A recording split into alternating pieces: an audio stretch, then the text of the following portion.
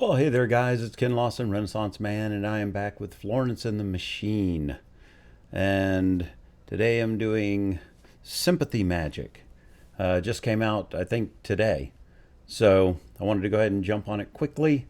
And after I did the last reaction to, I'll put it in there what it was. I don't remember the name right offhand.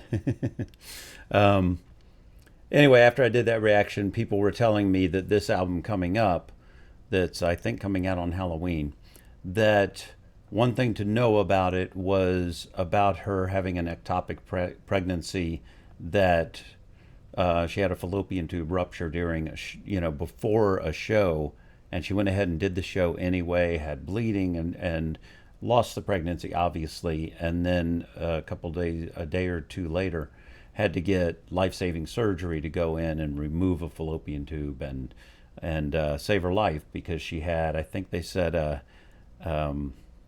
like a soup can's worth of blood in her abdomen. So that moment had a lot to do with where she went with this album and the writing and the feelings and all that went into it. So I am aware of all that going into this, and I will keep that in mind. And I also saw a thing saying to keep horror movies in mind, because she had put out something on, I think, Instagram or something about horror movies leading into this album, and maybe that's why she's releasing it on Halloween and all that. So trying to keep all that in mind as we go into this reaction. Anyway, so you Florence and the Machine fans are getting a treat, because will be this. I just put one out this morning, and now you're getting another. So let's go ahead and jump into this. For those of you who don't know, I'm going to be doing the Odyssey film as a reaction for Patreon, and then a month later or so it'll come to YouTube. But it may be a couple, 3 weeks before I can get to that, but it will be coming. So let's go ahead and jump into this. And these are the same dancers, from the last video. Wow, she looks nice. Very fit. Ooh. I'm liking this kind of occult witchy imagery. And of course with Sympathy Magic, I think that has to do with voodoo dolls and stuff, or where you're using feelings to affect something else. And that's what I wonder if that's what they had in Practical Magic in a couple of scenes. It seems like there was. Memory fails me, names and faces blur. There is only after. I'm going to start this over. Listen to that at the beginning, because I was paying so much attention to everything else. All right.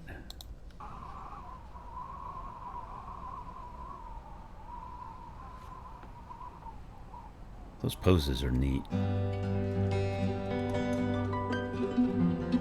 That's neat. It's like a classical guitar with little tinkling piano keys. A little bit of strings swelling up.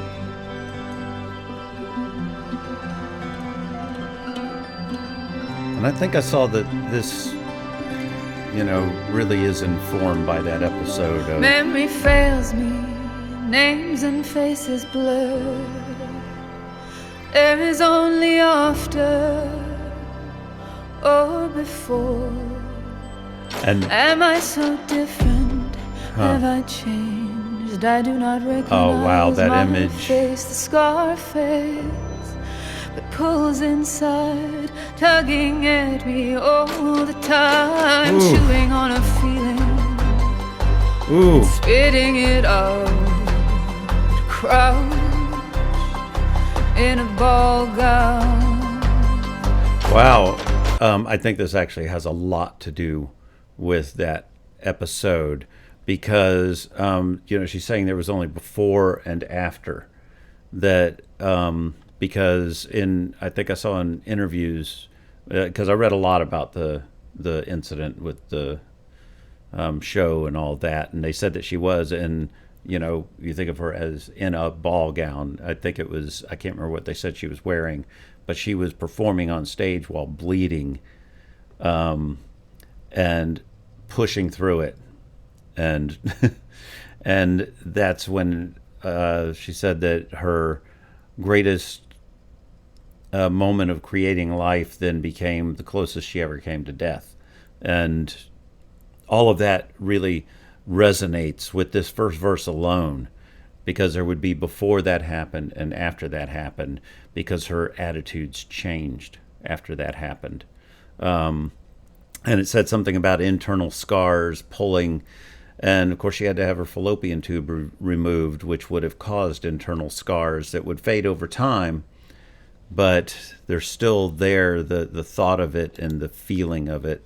And then, of course, this imagery of how she would have been, you know, giving birth. But it could also be the moment that you're closest to death. Wow. She's really doing great. And especially this. I mean, that image really pushes that narrative. And she's working with a director I think she's worked with lots of times. And then these dancers were on the last video. Am I so different? Have I changed? And I that- do not recognize my face, the scar face that pulls phrasing there. inside, tugging at me all the time. Really beautiful. Chewing on a feeling and spitting it out. And I like the dun, Crowd dun, dun, dun, dun, in a ball gown. dun, dun. The little claps. Anxious and ashamed. Ooh, love that sing. The vague humiliations of fame. Huh. I do not find worthiness in virtue. Chills. I Chills, no chills, longer chills. try to be good. It didn't keep me safe like you told me that it would. So come on, tear me wide open. A terrible gift. Let the chorus console me. Sympathy. I want to hear that again. Sorry. But I want to hear that again. And actually, this verse, you know, someone had mentioned the horror story thing. And this verse sounds, I just watched a reaction to Carrie the other day. And this verse really has a lot of that same thing of, because this sounds like questioning how, if faith really keeps you safe, because that's what you're told, that if you just believe and all that, that you'll be safe. And basically it sounds like she's saying, yeah, I tried that and it didn't keep me safe at all. So I'm going to try a different way, it feels like. So, but as far as Carrie goes, same thing. Her mother brought her up with faith and everything. And I remember those scenes of her coming, why didn't you tell me, you know, when she got her period? And once again, blood running down the legs, blood. It's all analogous. It's really, really clever storytelling. And of course, when Carrie does what she does, she's in a ball gown and then feels shame over it. It's really, really neat, the parallels. That it would. So come on, tear me wide open. A terrible gift. I love that little flip Let up. the chorus console me. Sympathy magic. And the light coming in the window. Beautiful just color so. on here. And the wind through my fingers. The only God that I know. Ooh, And it does not want me on my knees. to these shots are giving me chills. Head high, arms wide, aching, aching, aching. Wow. And Ooh. alive,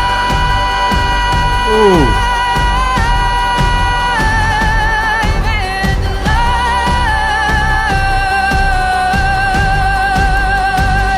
So I don't have to be worthy. I no longer try to be good. Wow. This whole section is some beautiful filmmaking here. Between the color, the lighting, the dance movement, and the commitment to the emotion and what she's trying to pour out in the moment.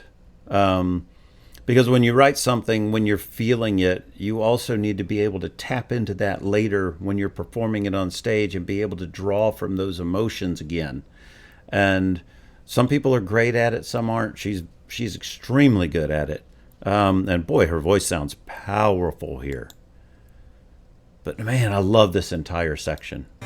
And it does not want me on And I like how it my dropped down to this knees after. believe. It's like an ebb and flow. Head high, arms wide. Okay, I want to pause right there.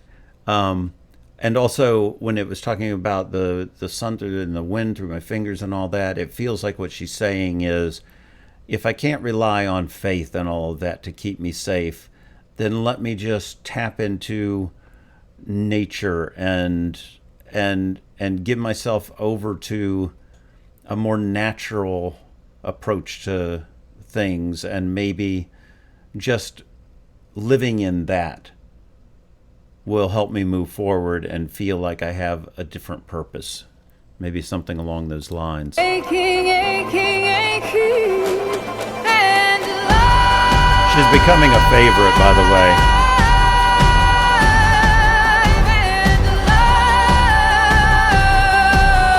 Ooh, the quick vibrato in there. I don't have to be worthy. I no longer try to be good. It didn't keep me safe like you told me that it would. Beautiful location. Come on, tear me wide open till I'm losing my mind. God, I love the commitment of these dancers.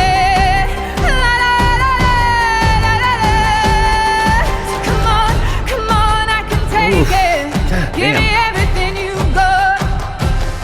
What else? What else? What else? What else? That's Come so on, cinematic. Come on, I can take it. Give me everything you got. What else? What else? What else? What else? Okay, I want to go back into that. This whole section of, what else have you got to throw at me? I can take it. And it's basically coming out on the other side of that particular heartbreaking episode and going, you know what, I'm going to embrace what's ahead and all that. And you're throwing everything at me, and that was one of the most brutal things you could have thrown at me, but I took it. So what else you got?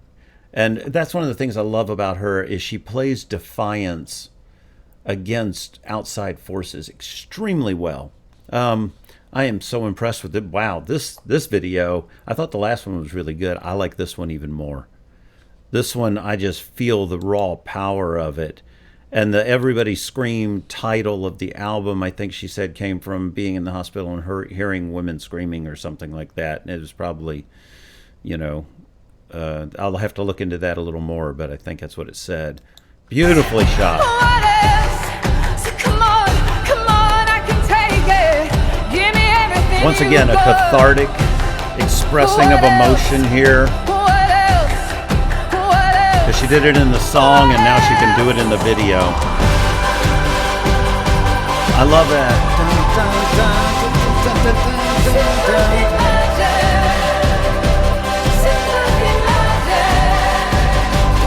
It's like she's embracing nature.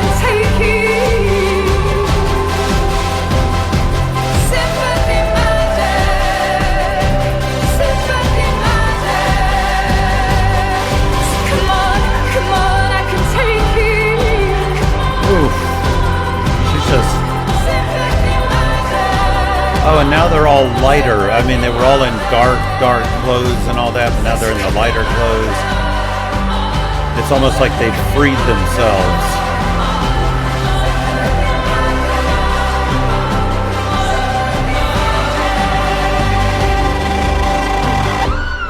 Woo! Ooh. That note was cool.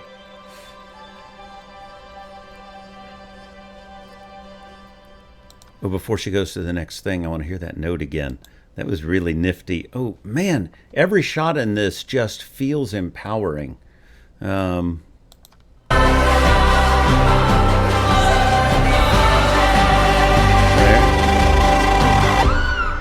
That is so cool.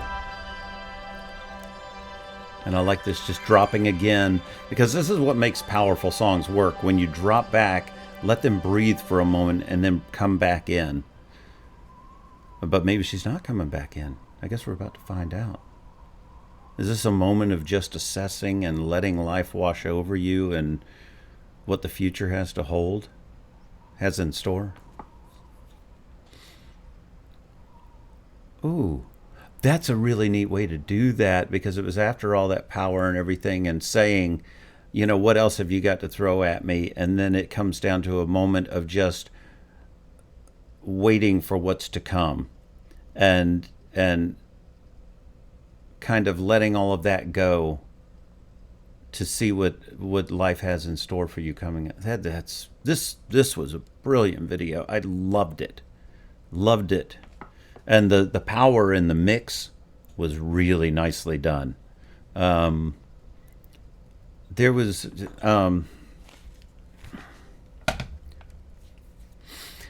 I think one of my favorite things about it too was the cinematography was so crisp and had a feeling of a healing nature, and being out in that setting that she was in with the stone that had a somewhat